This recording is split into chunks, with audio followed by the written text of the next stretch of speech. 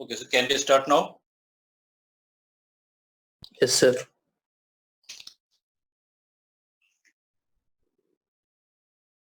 So I'm using board today. If any problem is there, you tell me. I will adjust.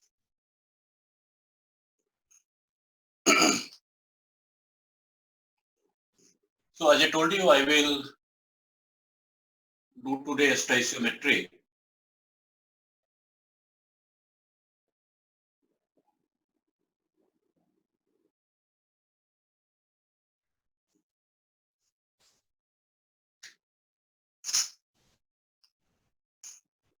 So in stoichiometry, you people asked me that day to revise the calculation of n factor.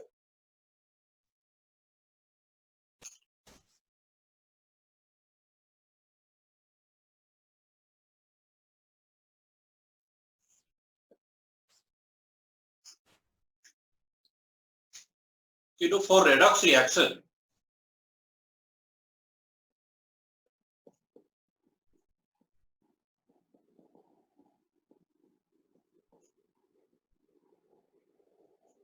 n factor is the number of electrons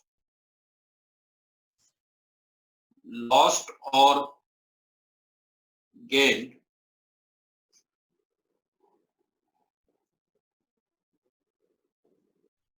per molecule of reactant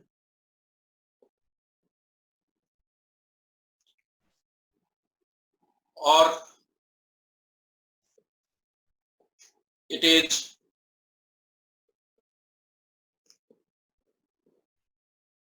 the total change in oxidation number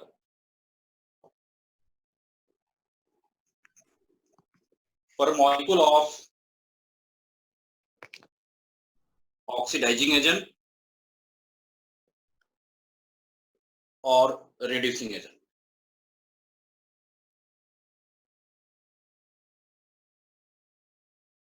So this is n factor. It is known to all of you. Is it visible?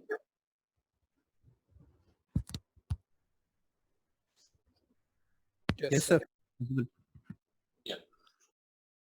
So it is number of electrons lost or gained per molecule of reactant, or it is total change in oxidation number per molecule of the oxidizing agent or reducing agent. So this definition is anyway known to all of you. So suppose if I ask you to calculate n factor for this redox reaction in which oxalate is transforming to carbon dioxide. This is oxidation of oxalate.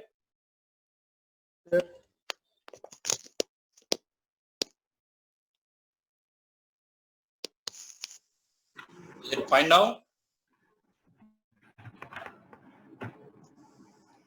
Yeah.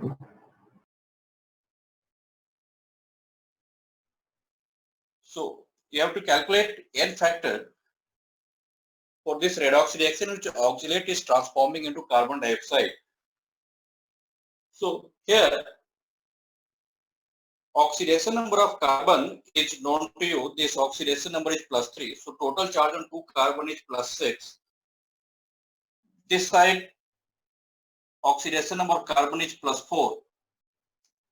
Since in the reactant side in oxalate there are 2 carbon atoms, you need to balance the number of carbons because you need to calculate the change in oxidation number for one molecule of the reactant. So you have to calculate change in oxidation number for one oxalate. So this side total charge on 2 carbon will be plus here. So here oxidation number of carbon is changing and it is for 2 carbons it is changing by 2 units. So n factor will be 2. So this way we will calculate the n factor. In this case, we need to calculate for 2 carbons because in the reactant side in one oxalate we have 2 carbon atoms.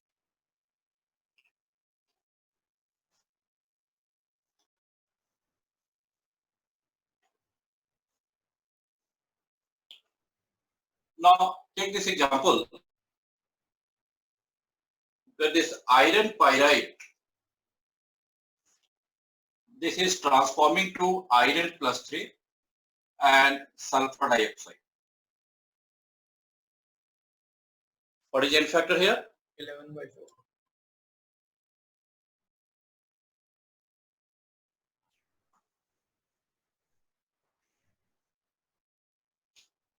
Sorry, 11/4.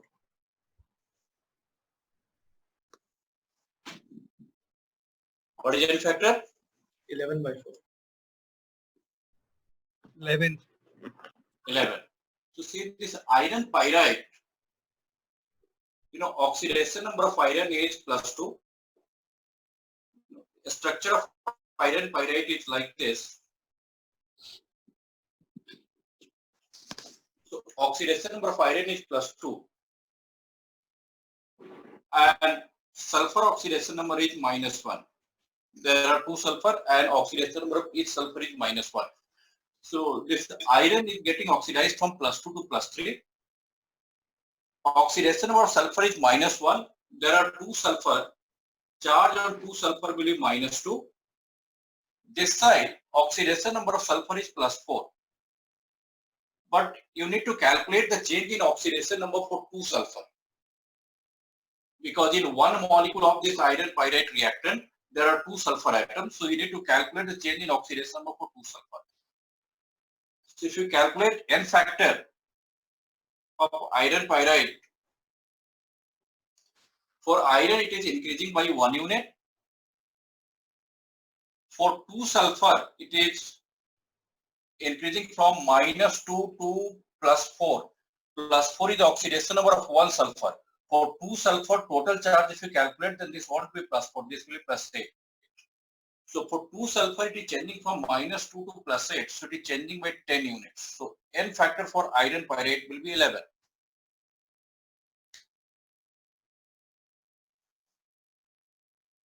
So this way you can calculate. If you take this cupric sulfide and suppose in some reaction it is given these products.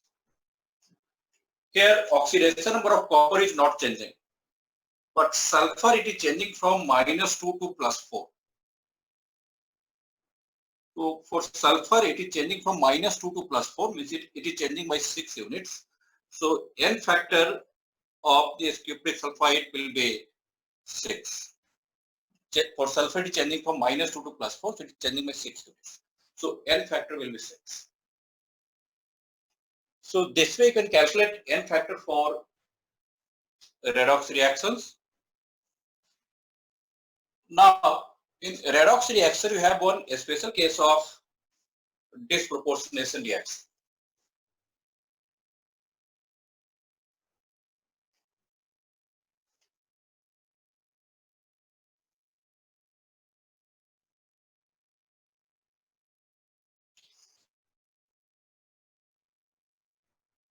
So now I will take the case of disproportionation reaction.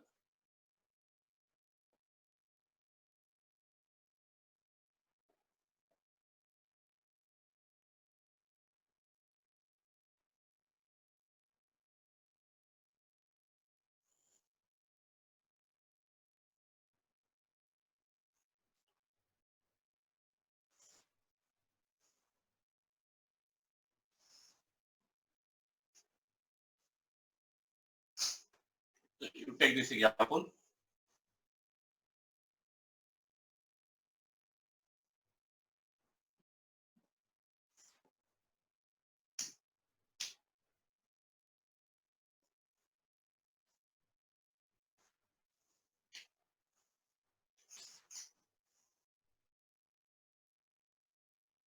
S3PO3, no, this is S3PO2 gives PS3 plus S3PO3, this reaction.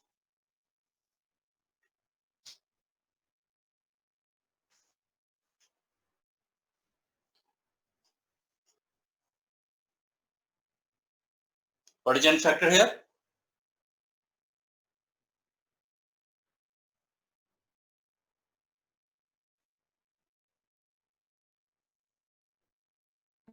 Four by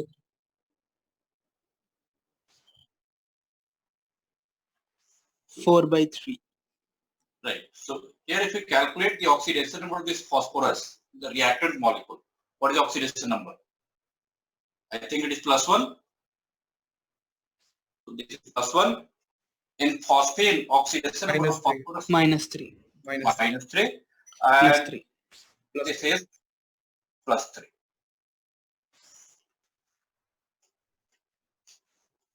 So phosphorus is getting reduced from +1 to -3, and at the same time it is getting oxidized from +1 to +3. So same element is getting reduced as well as oxidized, and this is known as disproportionation. Now many methods are there for finding n factor here. This I have also discussed in the class. Just I will revise one method, which is very simple. What you do, you write reduction and oxidation reaction separately. So this one is reduction,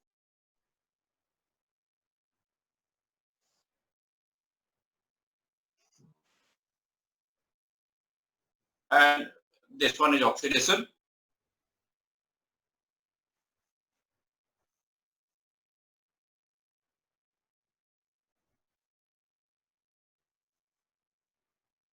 And then you calculate n factors for reduction and oxidation separately. So for reduction, it is changing from +1 to -3. So it is changing by 4 units. So n factor for this reduction is 4. For oxidation, it is changing from +1 to +3. It is changing by 2 units. So its n factor is 2. And after that, you use the formula 1 by n equal to 1 by n1 plus 1 by n2, where this n is n factor of overall reaction, and then do it. So it will be 1 by 4 plus 1 by 2.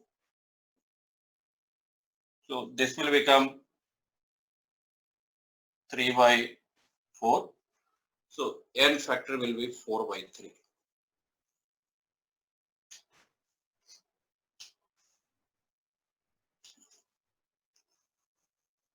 So this is the easiest way. This you follow. It will save your time in examination. Other method also I have discussed in the class that I will not discuss right now. This is fine. This you follow for examination.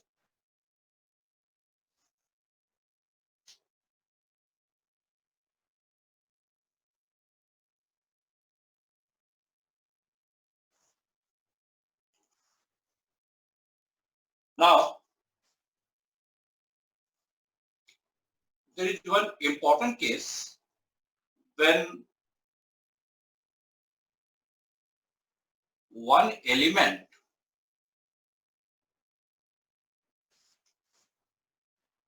of the compound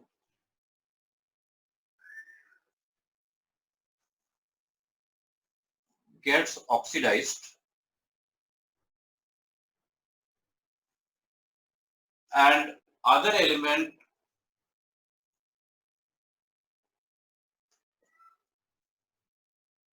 gets reduced.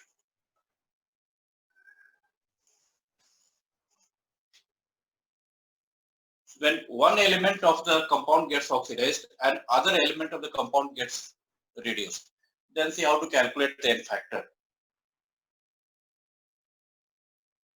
This example also I have taken during revision in the class. Again, I will take it today.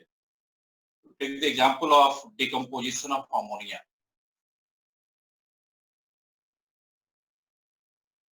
Ammonia is decomposing into nitrogen and hydrogen.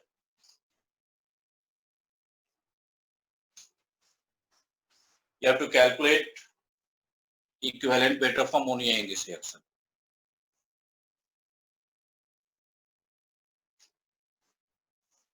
Are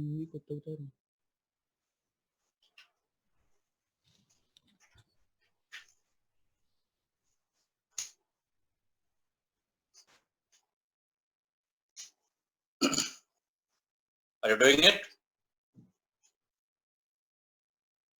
Sir, 17 by 6. 17 by 6. Do it again.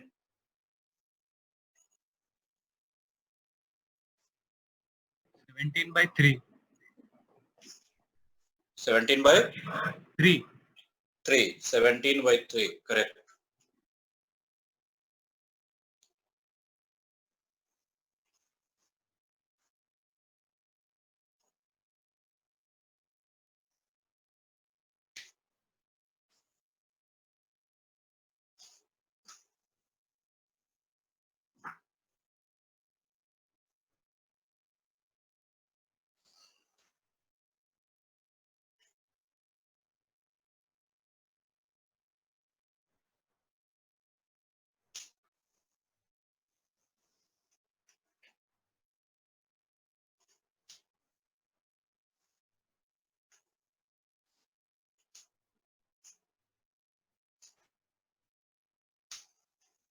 So, how are you getting it?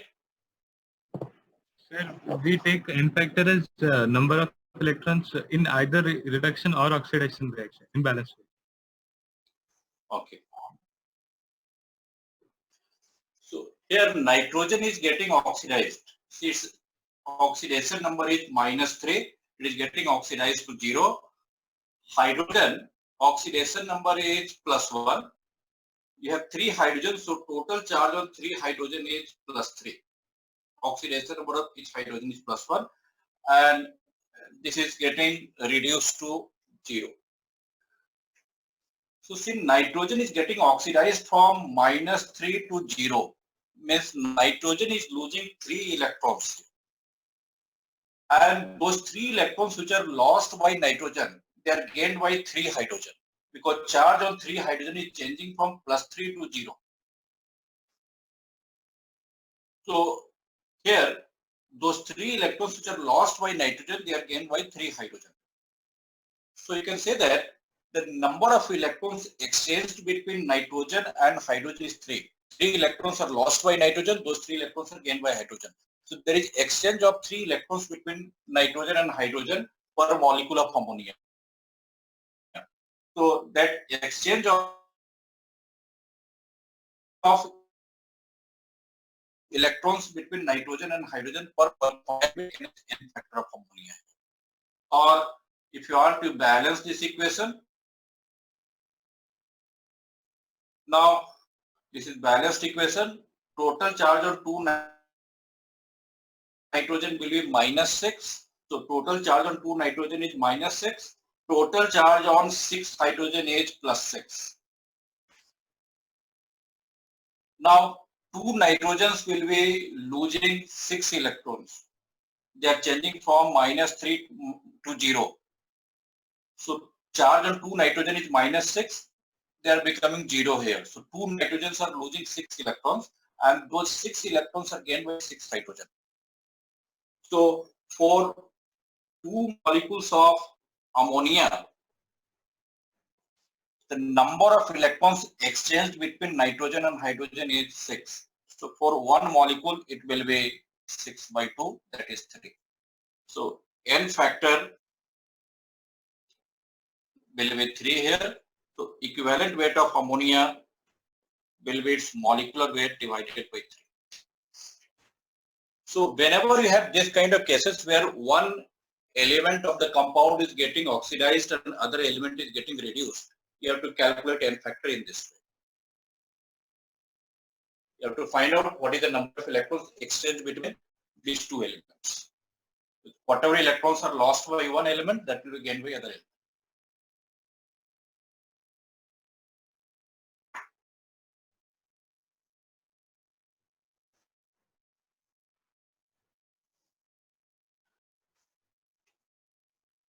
Now, in some questions, they will ask you to calculate the equivalent weight of element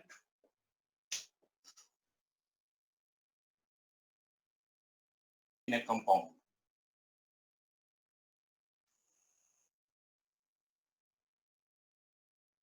Suppose they will give you sulfur trioxide, ferrous oxide, phosphine,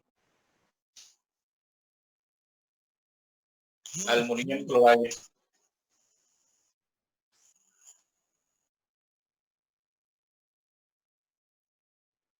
and they will ask you to find out equivalent weight of sulfur, equivalent weight of iron, equivalent weight of phosphorus, equivalent weight of aluminum in these compounds.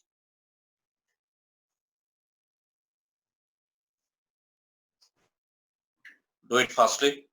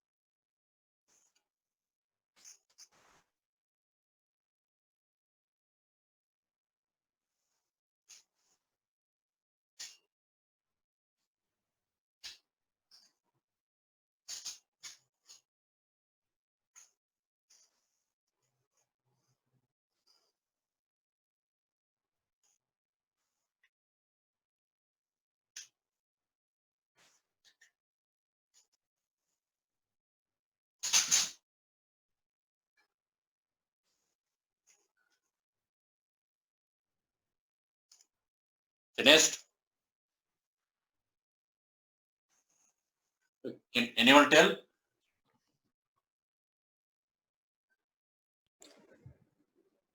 First one 16 by 16 by 3. 5.33. Second one 28. Then 31 by 3. Last how will one you 9. take n factor here?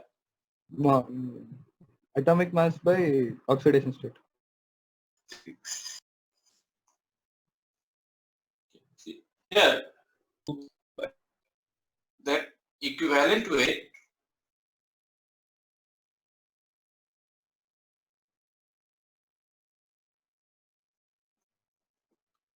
atomic mass by valency of the element.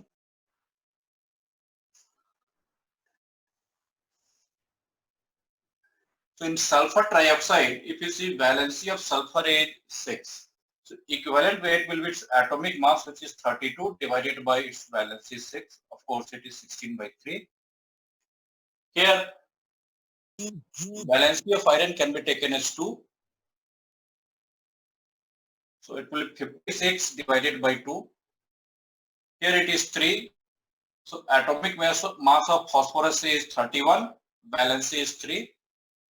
In aluminum chloride, you can take it valency as 3.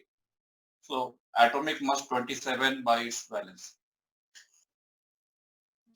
That is fine. That is nothing but atomic mass by oxidation number of the element.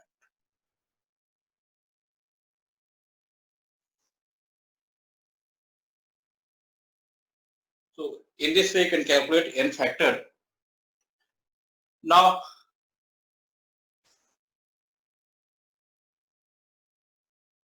in some questions, you will find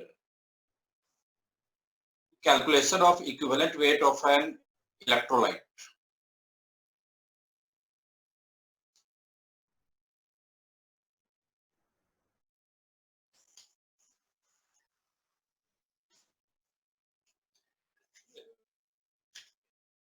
Here, equivalent weight of an electrolyte, this is equal to equivalent weight of cation plus equivalent weight of anion.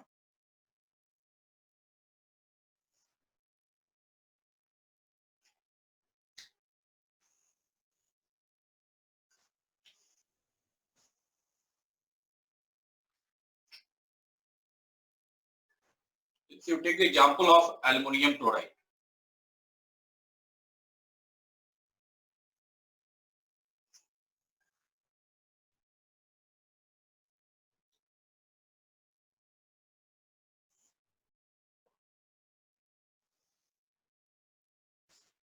equivalent weight of aluminum chloride will be equivalent weight of aluminum ion plus equivalent weight of chloride ion.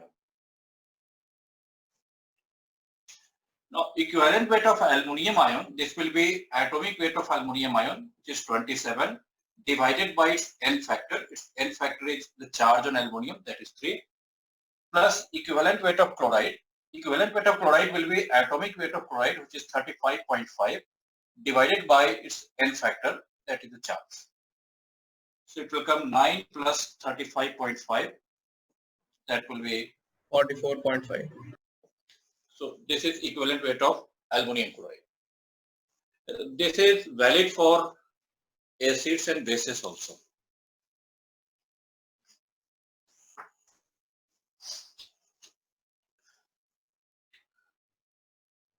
Now, there is one more case here. That is the calculation of equivalent weight of non-metallic oxides. Means oxides of non-metals.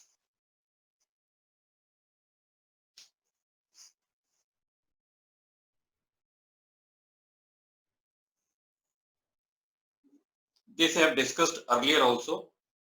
This time taking 1-2 examples. Try to recall it.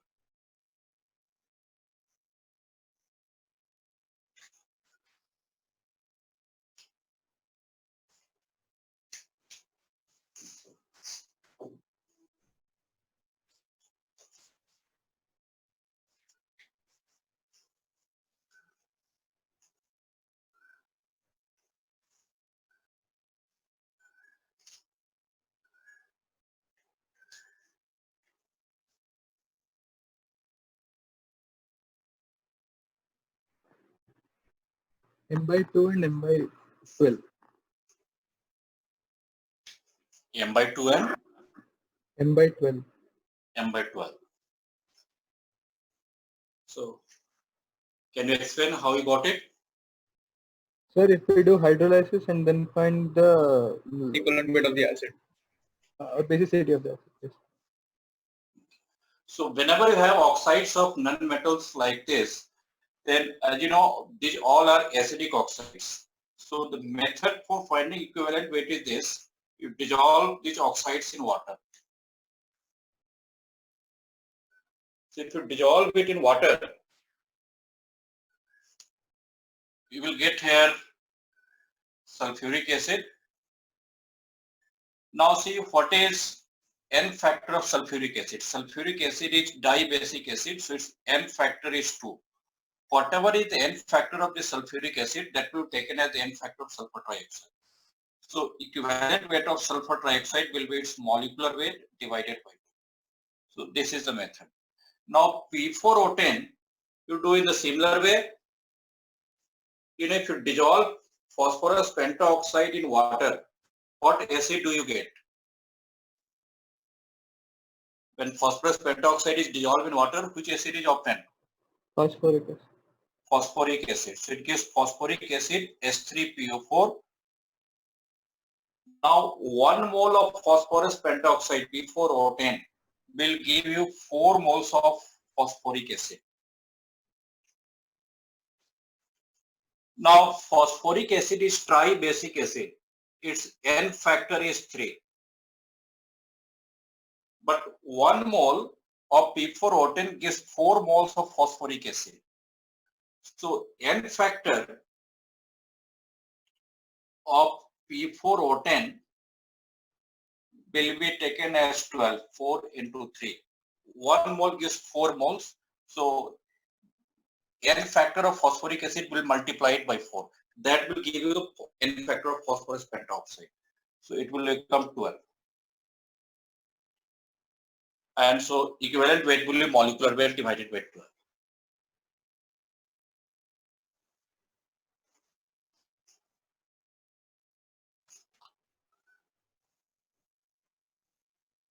So in this way you can calculate equivalent weight and N factor for with oxides. Now, let us do some questions.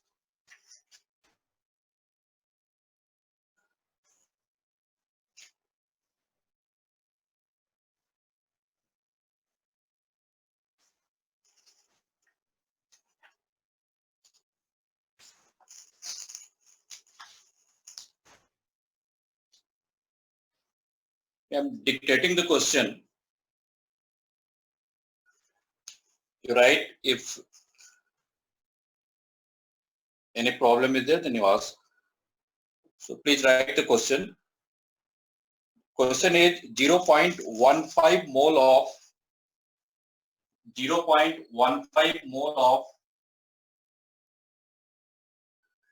ClO minus hypochlorite ion. 0.15 mole of ClO minus oxidizes 12.6 gram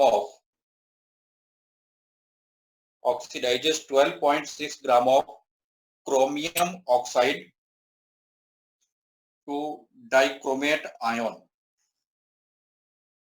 0.15 mole of ClO minus oxidizes 12.6 gram of chromium oxide to dichromate ion Cr2O7 minus 2 and gets reduced to Cl minus chloride ion. Find the formula of oxide of chromium.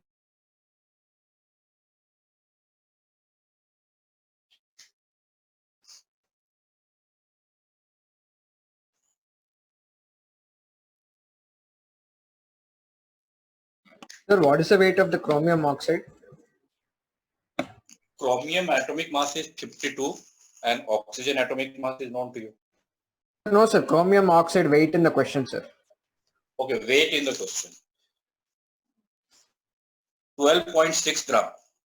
Okay, sir.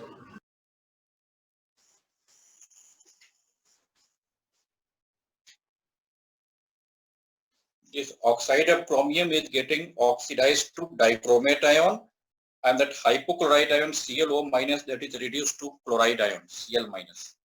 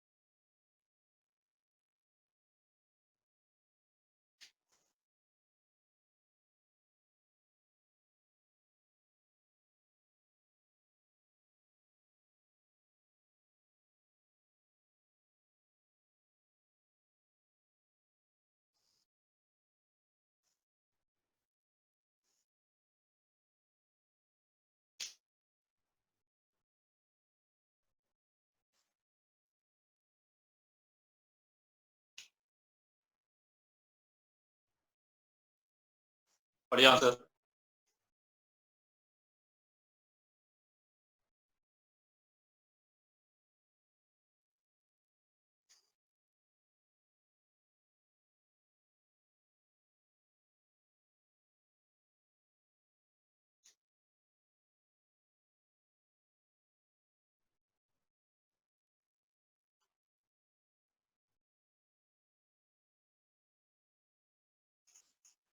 CrO2, sir. CrO2. Correct.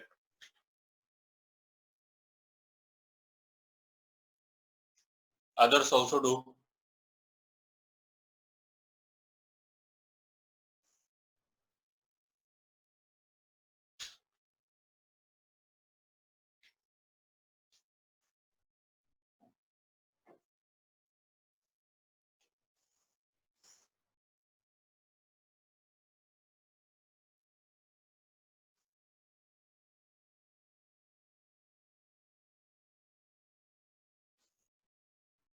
CrO2, sir. So here ClO minus is oxidizing one oxide of chromium. Formula of that oxide of chromium you need to find. So that is oxide of chromium, so definitely that will have chromium and oxygen. Now valency of oxygen is 2, so that 2 can be taken here. And chromium has variable valencies. We do not know what is the valency of chromium in this oxide of chromium. So what we will do, we will take the valency of chromium as X. Then formula of oxide of chromium we can make as Cr2OX. In this question they are asking to find the formula of oxide of chromium. So since valency of oxygen is 2 and chromium has variable valency that is not known to us here in this question. So we will take its valency as X, and then the formula of this oxide of chromium will become Cr2OX. We are supposed to find the value of this X one.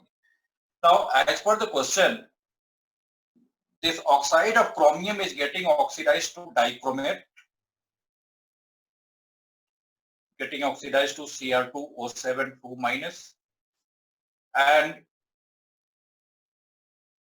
ClO minus is reduced to Cl minus. So this is the reaction. Now, if you calculate N factor of ClO minus,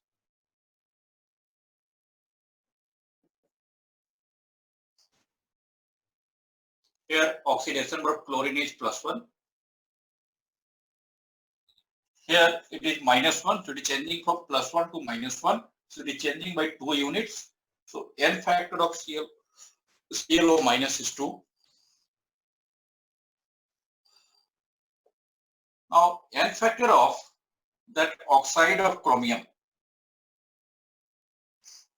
Oxidation number of oxygen is not changing. Here also it is -2 and this will be -2 only. So if you calculate the total charge on 2 chromium, this will be +2x, because charge on oxygen is -2. So total charge on oxygen will be -2x. So obviously total charge on 2 chromium has to be +2x. This side, oxidation number of chromium is +6. So total charge on 2 chromium is +12. So it is changing from +2x to +12. So here what is the N factor? N factor will be 12 minus 2x, because this is oxidized product. So obviously this oxidation number will be higher. This oxidation number of chromium in this dichromate will be higher than that in this oxide of chromium, because this is oxidized product. So we have to take 12 minus 2x there. That 12 will definitely be greater than 2x. So it will be 12 minus 2x. So we got N factor of hypochlorite and N factor of this oxide of chromium. Now, try to recall, you must have been taught that the ratio of N factor of ClO minus and N factor of Cr2OX. This will be number of moles of Cr2OX divided by number of moles of ClO minus. Check it. Have I written correct?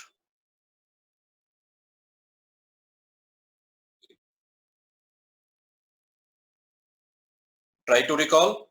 It must have been taught that if in a reaction there are two reactants A and B, and if their N factors are in the ratio of N1 is to N2, then in balanced chemical equation their number of moles will be in the ratio of N2 is to N1.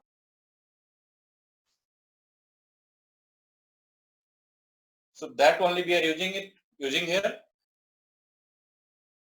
Ratio of N factor of ClO minus and Cr2OX will be equal to the ratio of number of moles of Cr2OX and ClO minus. Again, I am repeating, if there are two reactants A and B in a chemical reaction and their N factors are in the ratio of N1 is to N2, then in balanced stoichiometric equation or in balanced chemical equation, their number of moles will be in the ratio of N2 is to N1. That only I am using here, and after that this question is done. ClO minus is 2, this is 12 minus 2x, number of moles of Cr2OX minus Cr2OX, you can easily calculate. This is given weight divided by its gram molecular weight. Gram molecular weight will be 52 into 2, 104 plus 16x.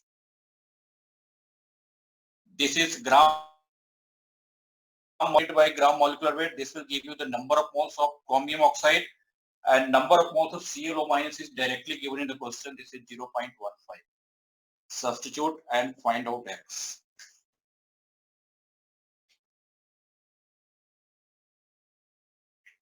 After getting x, you can get the formula of this oxide.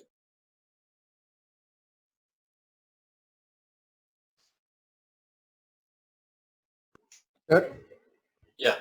sir, the formula which you wrote, sir, that the ratio of N factors is equal to ratio of number of moles.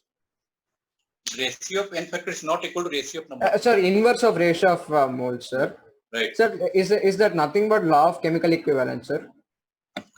It comes from there only, but that is not exactly the law of chemical equivalence. Law of chemical equivalence simply says that in a chemical reaction, equal number of gram equivalents of the reactants react and same number of gram equivalents of the products are formed. But that also has limitation. Limitation is that nothing should be in excess there. Okay.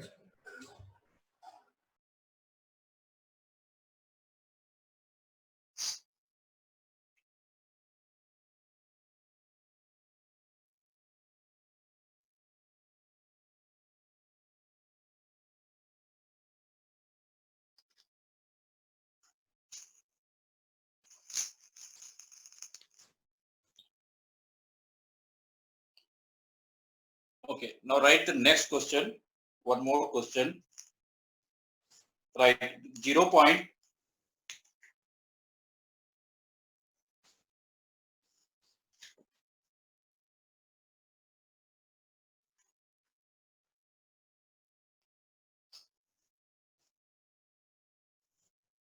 0.01 mole of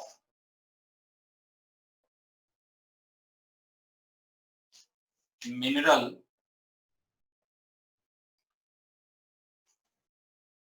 MPX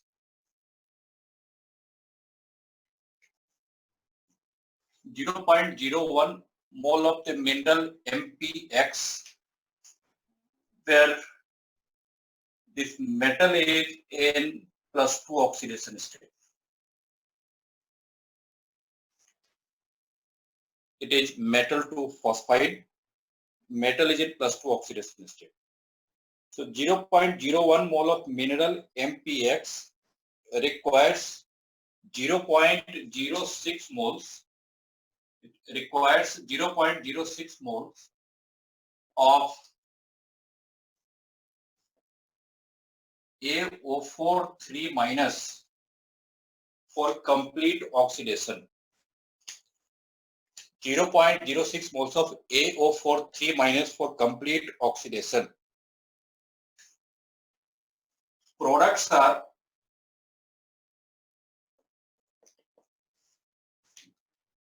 MO PO4 3-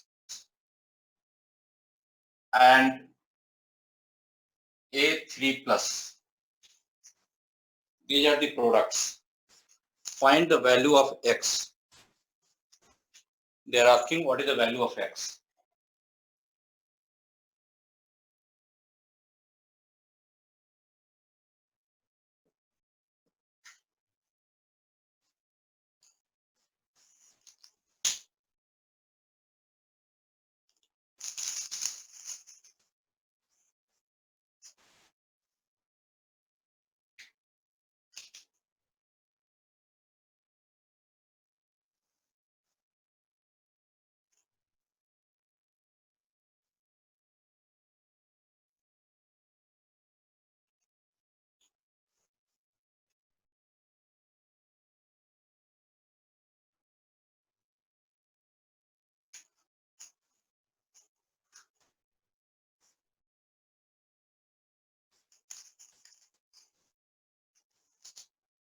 Sir, 2, sir.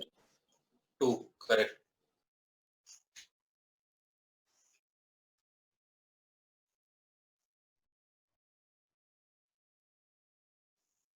Others also do.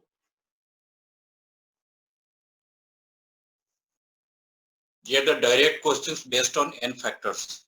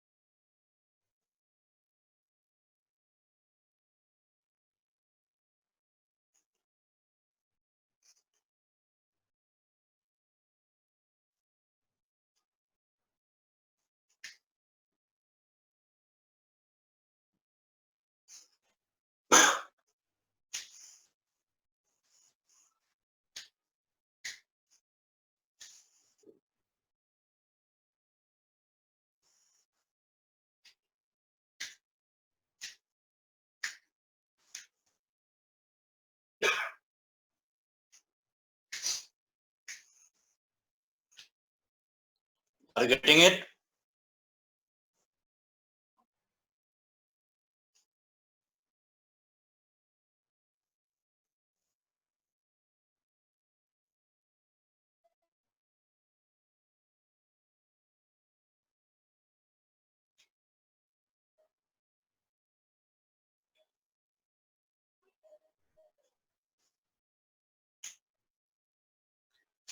You write the equation first. This MPX, it is reacted with AO4 3-. Products are MO A3+ and PO4 3-.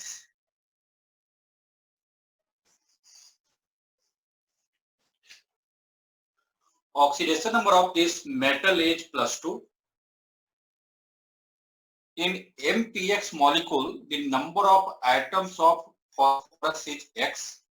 So in the product side, we need to take X phosphorus.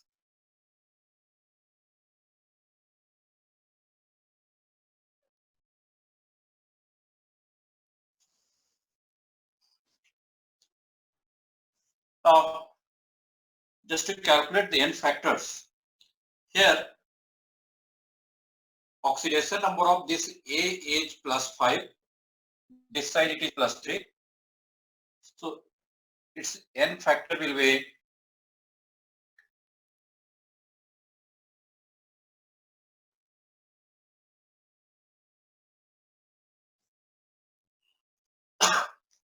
changing from +5 to +3. So n factor is 2. Now metal oxidation number is not changing, it is remaining 2. Now here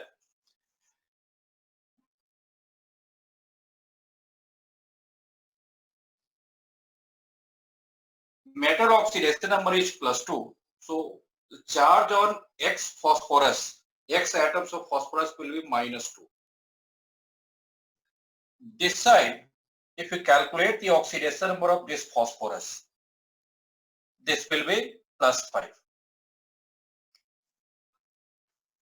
So charge on one phosphorus is +5. You have to take here X phosphorus because in one molecule of the reactant, the number of atoms of phosphorus is X. So you need to calculate the change in oxidation number for X phosphorus here.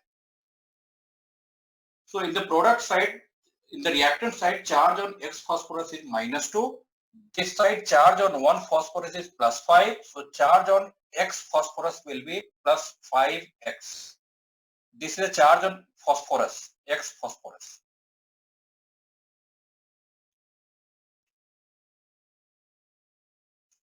Now, here, see what is the N factor of NPX? Read the question what they have told. The mineral NPX requires 0.06 mole of AO43- for complete oxidation. This mineral MPX is getting oxidized.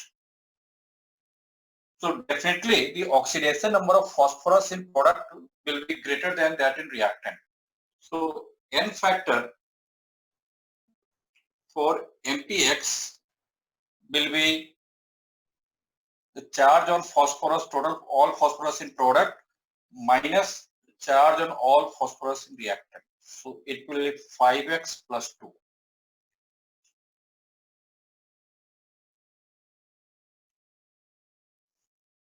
And then we will use that law again. N factor of MPX divided by N factor of AO4 3- that will be equal to number of moles of AO4 3- divided by number of moles of MPX.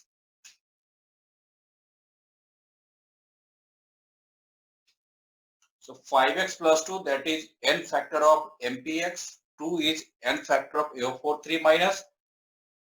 So N factor of MPX by N factor of AO4 3-, that will be equal to number of moles of AO4 3- by number of moles of MPX. After that, you solve and find out X.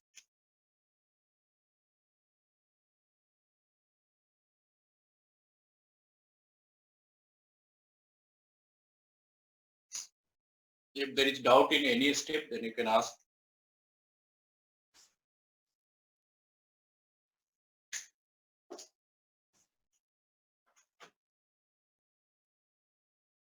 Is it clear?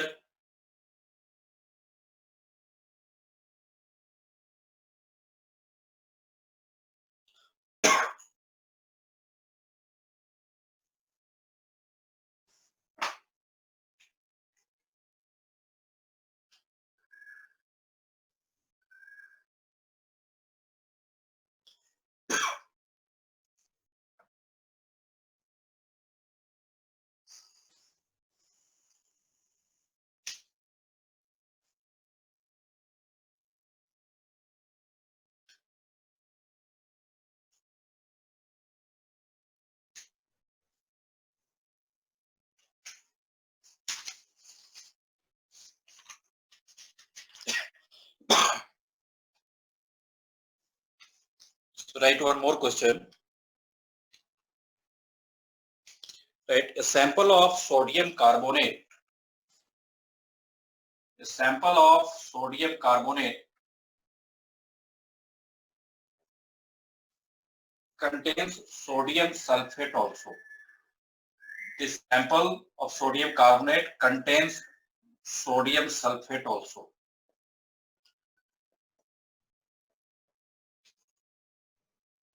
.5 gram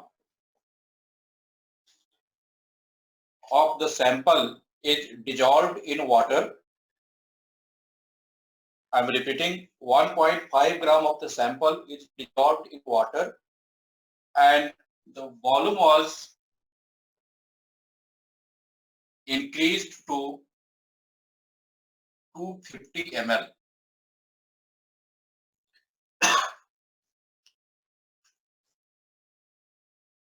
25 ml of the solution,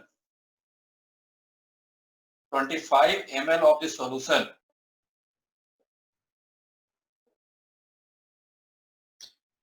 requires 20 ml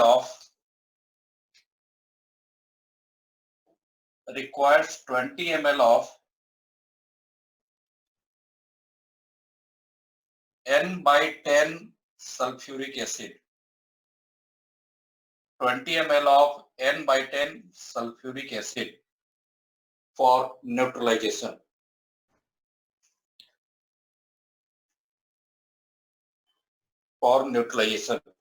Calculate the percentage of sodium carbonate in the sample.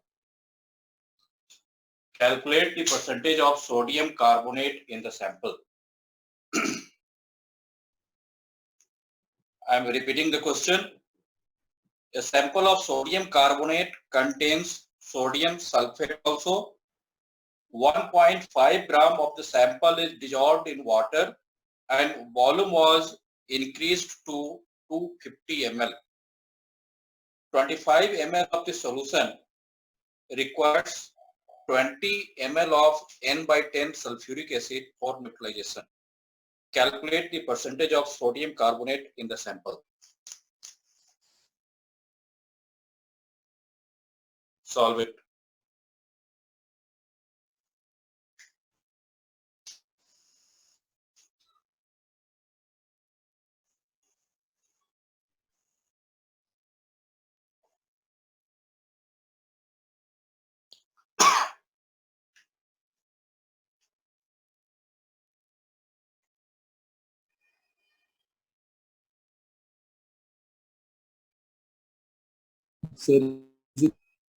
Yeah. Tell.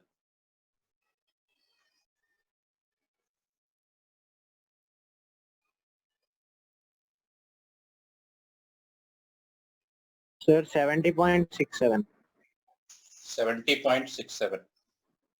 Correct. Yes, sir. 70.6. Yeah.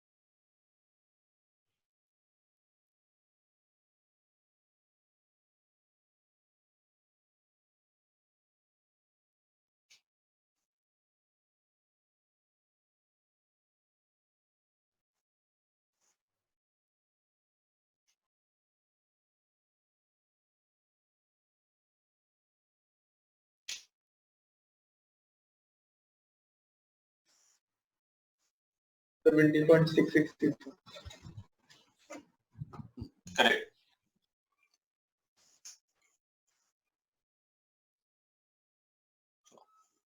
How to do this question? Na2CO3 will react with the acid while Na2SO4 won't. So So number of equivalents of H2SO4 reacting is same in number of reactants, the equivalents of Na2CO4. okay. So in the mixture you have sodium carbonate and sodium sulfate. If you are adding H2SO4, just you have to see are both going to react with H2SO4 or only one will react. Obviously sodium sulfate can't react with H2SO4. Sodium sulfate will not react with sulfuric acid. It is only sodium carbonate that is going to react with sulfuric acid. So write the reaction.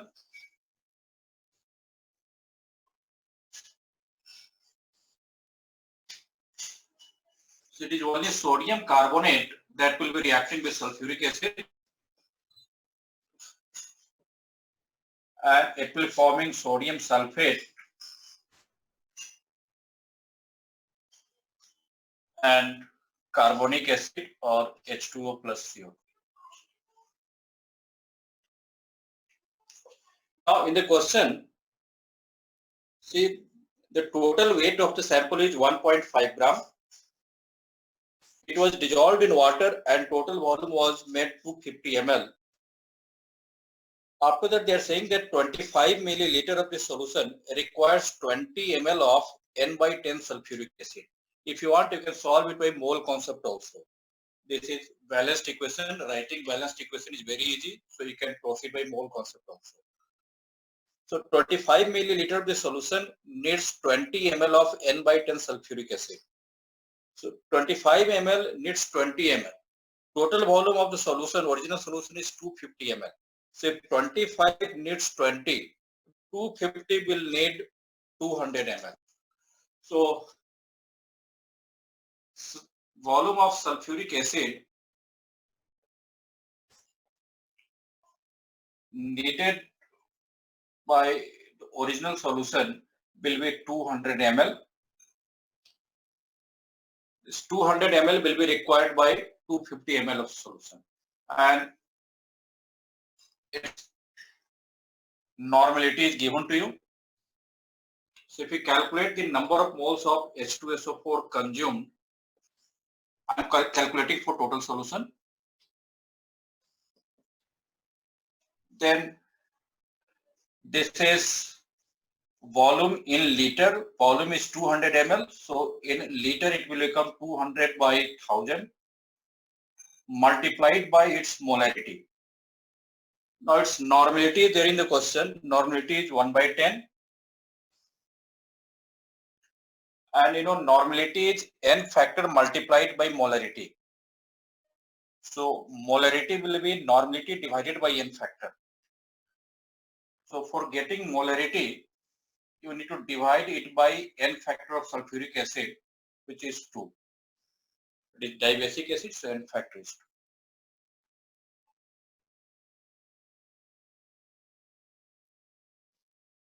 2. So you can simplify it. This is the number of moles of sulfuric acid which is consumed. Now, 1 mole of sulfuric acid is reacting with 1 mole of Na2CO3. This is balanced equation. So number of moles of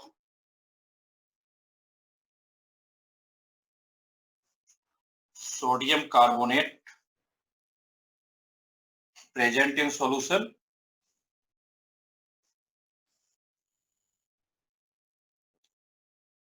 will be same as the number of moles of sulfuric acid consumed. So this will be that 200 divided by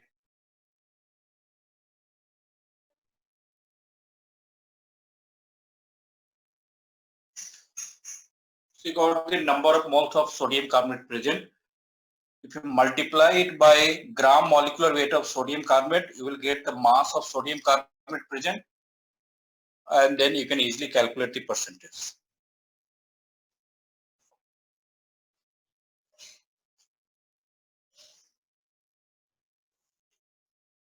I think it is coming 77 point something. Are you all getting it? Yes, sir. Yes, sir.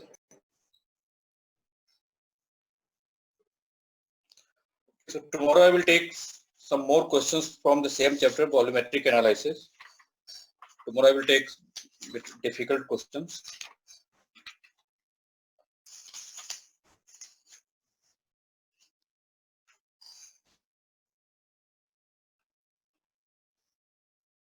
Is the board able clearly?